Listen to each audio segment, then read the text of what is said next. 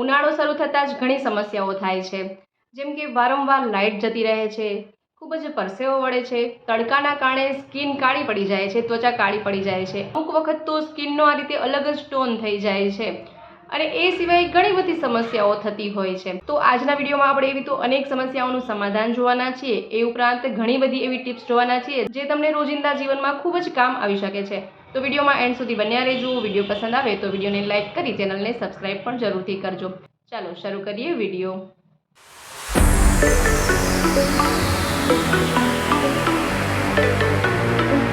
ઉનાળામાં સખત ગરમીના લીધે ઘણી વખત ચામડીનો રંગ બદલાઈ જતો હોય છે, સ્કિન કાળી પડી જાય છે. તે ખૂબ જ તડકો લાગવાના કારણે થતું હોય છે. એ સિવાય અત્યારે મોટા ભાગના લોકો સ્વિમિંગ પુલ, વોટર પાર્ક વગેરે જગ્યાએ જતા હોય છે, તો ત્યાં પણ ખૂબ જ તડકો લાગવાના કારણે અને ક્લોરીનના પાણીના કારણે ત્વચાનો રંગ સાવ બદલાઈ જાય છે. તો ઉનાળામાં જો આ રીતે સ્કિન કાળી પડી જાય તો સ્કિનનો રંગ અલગ જ થઈ જાય, તો તેના માટે એવો શું ઘરેલું ઉપચાર કરી શકાય કે આપણો જે સ્કિનનો ટોન હતો તે ફરીથી લાવી શકાય? તેના માટે અહીં આપણે ટમેટું લેવાનું છે. ત્યારબાદ ટમેટાને આ રીતે 2 ભાગમાં કટ કરી નાખીએ. હવે જ્યાં પણ સ્કિન કાળી પડી ગઈ છે કે ત્વચાનો રંગ બદલાઈ ગયો છે, સ્કિન ટેનિંગ થઈ ગયું છે, ત્યાં આ ટમેટાથી આપણે મસાજ કરીશું. આ રીતે 5 થી 10 મિનિટ મસાજ કરવાથી તમે ઘણો ફરક જોઈ શકશો. કારણ કે ટમેટામાં લાઇકોપિન નામનું કેમિકલ હોય છે જે ટેન પડેલી સ્કિનને એટલે કે તડકામાં કાળી પડેલી સ્કિનને રિપેર કરે છે. તો આ રીતે ચહેરા પર, હાથ પર, પગ પર દરેક જગ્યાએ મસાજ કરી શકાય છે.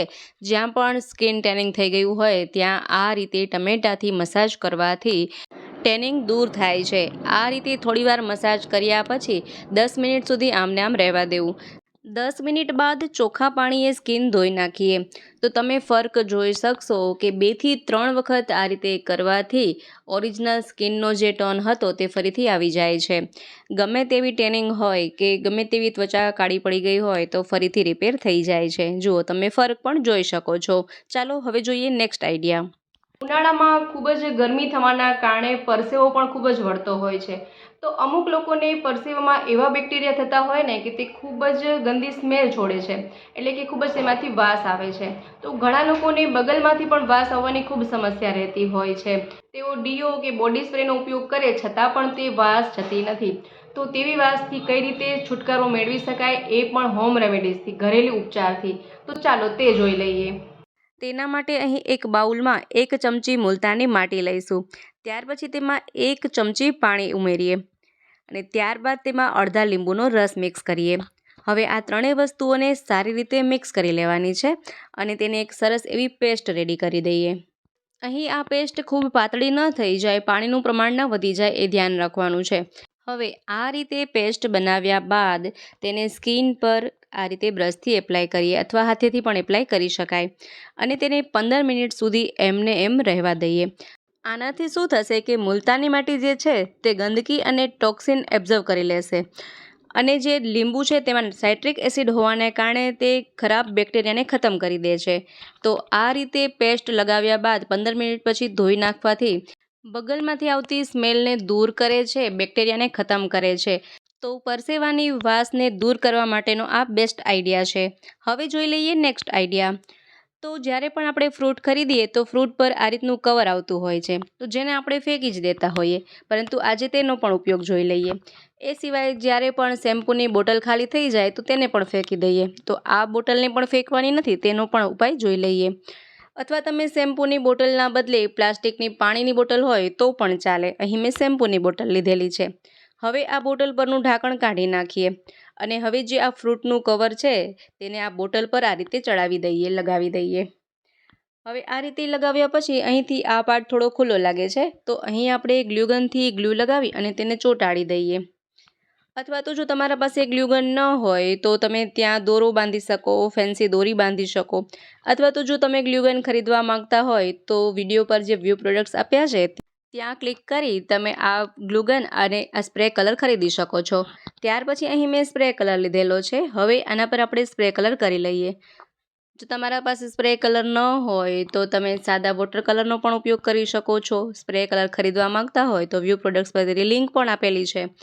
તો આખામાં આપણે આ રીતે સ્પ્રે કલર લગાવી દઈએ અને તેને થોડી વાર માટે સુકાવા માટે રાખી દઈએ. સુકાઈ જતાં જ તમે જોઈ શકો છો કે ખૂબ જ સરસ એવું ફ્લાવર પોટ બનીને રેડી થઈ ગયું છે.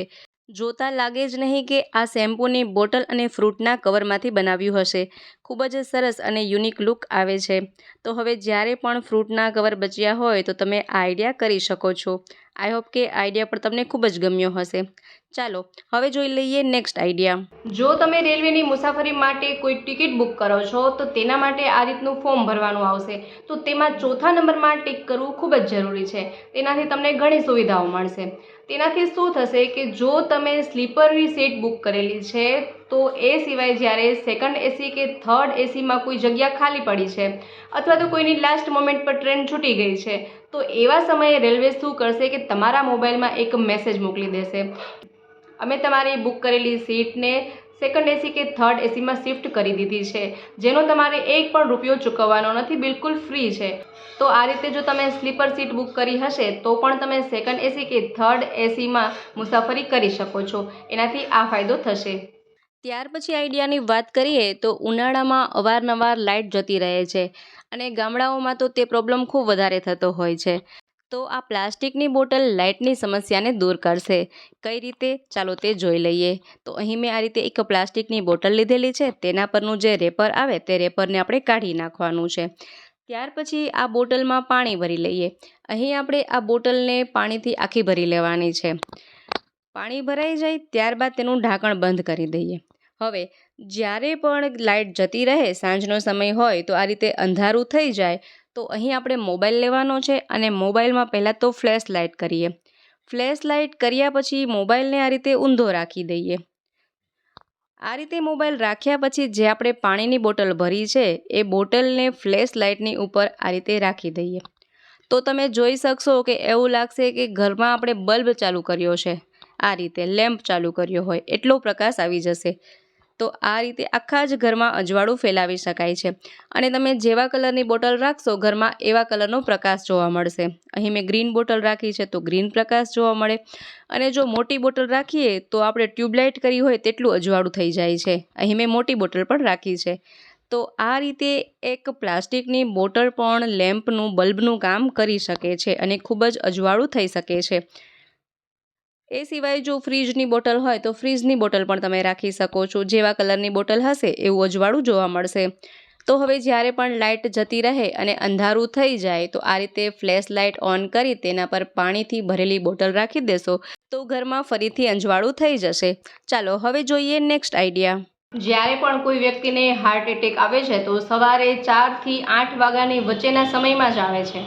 તો તેનું શું કારણ છે? તો રાત્રે જ્યારે આપણે સૂઈ જઈએ છીએ તો 7 થી 8 કલાક માટે પાણી વગર લોહી ઘાટું થઈ જાય છે અને લોહીનો પ્રવાહ ધીમો પડી જાય છે, જેના કારણે હાર્ટ એટેકના ચાન્સીસ ખૂબ વધી જાય છે. તો તેના માટે શું કરવું? તો રાત્રે સૂતી વખતે સૂવાના 15 મિનિટ પહેલાં અડધો ગ્લાસ પાણી પીને સૂવું જોઈએ, જેના કારણે લોહી પાતળું બને છે અને હાર્ટ એટેક આવવાની સંભાવના રહેતી નથી. તો આ રીતે હાર્ટ એટેકથી બચી શકાય છે. મેગી તો દરેક લોકોને ખૂબ જ ભાવતી હોય છે, પરંતુ શું તમે આ રીતે મસાલા મેગી બનાવી છે? તો ચાલો એના માટેની રીત જોઈ લઈએ. તો તેના માટે અહીં મેં એક પેન લીધેલું છે. તેમાં 2 ટેબલસ્પૂન જેટલું બટર અથવા તો તેલ ઉમેરીએ અને તેને ગરમ થવા દઈએ. તેલ કે બટર ગરમ થઈ જાય ત્યાર પછી તેમાં સમારેલી ડુંગળીના ટુકડા એડ કરી દઈએ અને તેને 2 મિનિટ માટે આ રીતે પકવીએ. અને જેવો ડુંગળીનો કલર ચેન્જ થવા લાગે, બ્રાઉન કલર થઈ જાય ત્યાં સુધી તેને પકાવીશું. ત્યારબાદ તેમાં સમારેલા લીલા મરચાંના ટુકડા પણ ઉમેરી દઈએ. ફરીથી તેને આ રીતે મિક્સ કરી લઈએ અને અડધી મિનિટ સુધી પકાવીએ. ત્યારબાદ તેલ છૂટું પડવા લાગે ત્યારબાદ તેમાં ગાજરના ટુકડા ઉમેરી દઈએ અને થોડા વટાણાને પણ ઉમેરી દઈએ અને કેપ્સિકમના ટુકડા પણ ઉમેરી દઈએ. બધા જ વેજીટેબલ્સ ઉમેર્યા બાદ તેને ફરીથી મિક્સ કરી લઈએ. ત્યારબાદ ફરીથી તેને 2 મિનિટ સુધી પકવીએ. દરેક શાકભાજીમાંથી તેલ છૂટું પડવા લાગે ત્યાં સુધી આપણે તેને પકવીએ. તો અહીં તેલ છૂટું પડવા લાગ્યું છે. ત્યારબાદ તેમાં સમારેલા ટમેટાના ટુકડા ઉમેરી દઈએ. ફરીથી તેને મિક્સ કરી લઈએ. દરેક શાકભાજી સોફ્ટ થઈ જાય ત્યાં સુધી તેને પકવીએ. તમે જોઈ શકો ટમેટા એકદમ સોફ્ટ થઈ ગયા છે. ત્યાર પછી તેમાં 1 ચપટી જેટલું હળદર પાવડર, 1 ચપટી મરચું પાવડર, થોડું ધાણા જીરું પાવડર અને થોડું સ્વાદ પ્રમાણે મીઠું ઉમેરીએ. અને ત્યાર પછી તેમાં ટેસ્ટ મેકર એટલે કે જે મેગીમાં મસાલો આવ્યો હોય તે મસાલો ઉમેરી દઈએ. હવે બધી વસ્તુઓને સારી રીતે મિક્સ કરી લઈએ. અહીં તે દરેક મસાલા સાથે પાકી ગયા છે. ત્યાર પછી તેમાં થોડું પાણી ઉમેરીએ. અહીં મેં 2 પેકેટ મેગી માટે 1.5 કપ જેટલું પાણી તેમાં ઉમેર્યું છે. હવે આ પાણી ઉકળવા લાગે ત્યાર પછી તેમાં મેગીનું પેકેટ ઉમેરવાનું છે. તો પહેલાં તો આને ઢાંકી દઈએ જેથી કે તે ફટાફટ કૂક થઈ જાય પાણી ઉકળવા લાગે. તો અહીં પાણી પણ ખૂબ સરસ રીતે ઉકળી ગયું છે. ત્યાર પછી અહીં 2 પેકેટ મેગી ઉમેરી દઈએ અને તેને સારી રીતે મિક્સ કરી લઈએ. હવે તેને 2 થી 3 મિનિટ સુધી કૂક થવા દઈએ, પકવીએ. 2 થી 3 મિનિટમાં તમે જોઈ શકશો કે મેગી પણ સરસ રીતે પાકી જાય છે, કૂક થઈ જાય છે. તો અહીં મેગી બનીને રેડી થઈ ગઈ છે. ખૂબ જ ટેસ્ટી, ડિલિશિયસ અને યમી એવી મેગી બનીને રેડી છે. જો નાના મોટા બાળકો વૃદ્ધો દરેકને ભાવે એવી મેગી અહીં રેડી છે અને સાથે હેલ્ધી પણ છે. દેખાવમાં પણ ખૂબ જ સરસ લાગે છે. ત્યાર પછી ગાર્નિશિંગ માટે તેમાં ફ્રેશ કોથમરીના પાન છાંટી દઈએ. હવે ચાલો તેને ગરમ ગરમ જ સર્વ કરી લઈએ. તો મિત્રો, આશા રાખું છું આજનો વિડીયો તમને ખૂબ જ પસંદ આવ્યો હશે. સાથે દરેક આઈડિયાઝ પણ પસંદ આવ્યા હશે અને ઉપયોગી પણ રહ્યા હશે.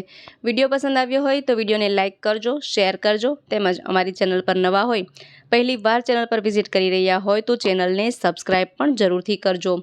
સાથે બાજુમાં આપેલું બેલ આઇકન પણ જરૂરથી પ્રેસ કરજો જેથી કે અમારી ચેનલ પર આવનારા દરેક વિડીયોઝની નોટિફિકેશન સૌ પ્રથમ આપ મેળવી શકો. તો ચાલો ફરી મળીશું નવા વિડીયોમાં નવા જ આઈડિયાઝ સાથે. ત્યાં સુધી જોતા રહેજો આપણી ચેનલ બી ક્રિએટિવ.